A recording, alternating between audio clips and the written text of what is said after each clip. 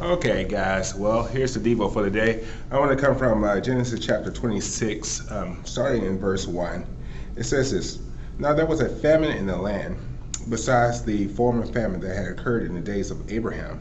And Isaac went to Gerar to King Abimelech of the Philistines. And I'm going to drop down to verse 6. It says, So Isaac settled in Gerar. When the men of the place asked him about his wife, he said, She is my sister, for he was afraid to say, my wife, thinking, or else the men of the place might kill me for the sake of Rebekah, because she is attractive in appearance. When Isaac had been there a long time, King Abimelech of the Philistines looked out of a window and saw him following his wife Rebekah. So Abimelech called for Isaac and said, So she is your wife. Why did you say she is my sister? Isaac said to him, Because I thought I might die because of her. So we'll stop right here.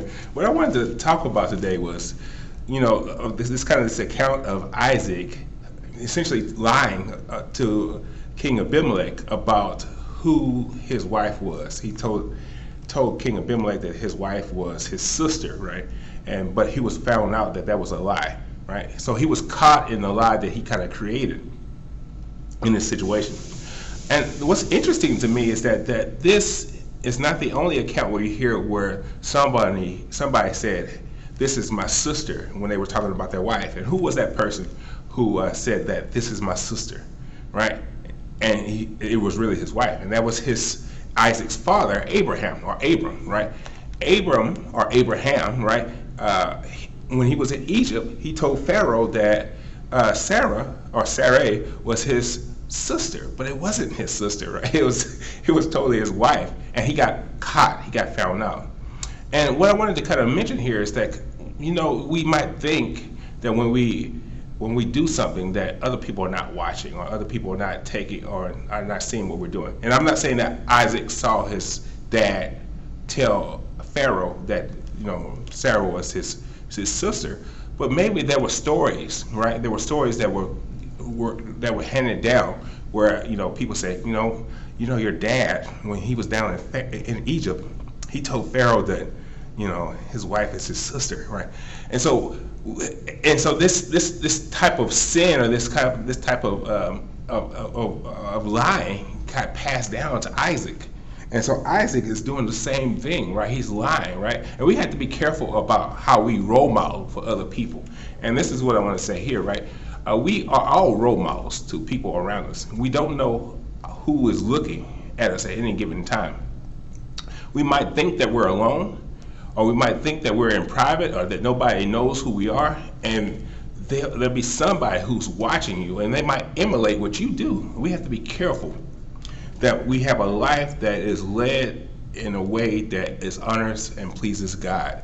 And we see that this generational, I'm not going to say it's a generational curse, because it's not a curse, right? But this generational modeling of, this is how I should handle this situation, right? I'm scared that these guys are going to kill me, so therefore I'm going to lie about this woman who's my wife being my sister, right?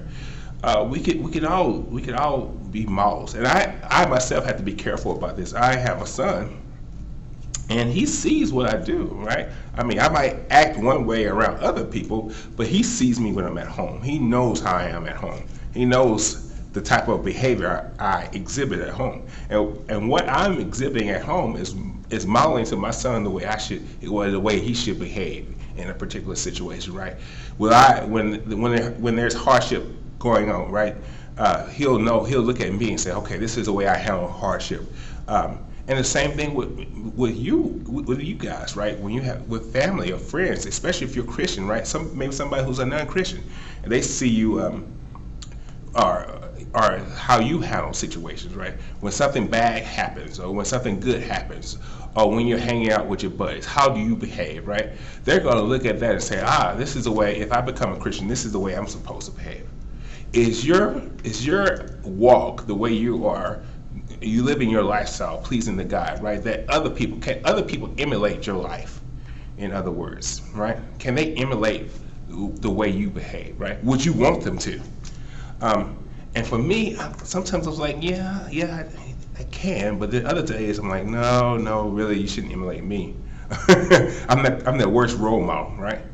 What we want to be able to say is that every day, right, that there are people who can emulate me, right? Paul says that follow me as I follow Christ, right? And we want to have that same mentality. Follow me as I follow Christ. All right, that's the Devo for the day. I didn't turn it off.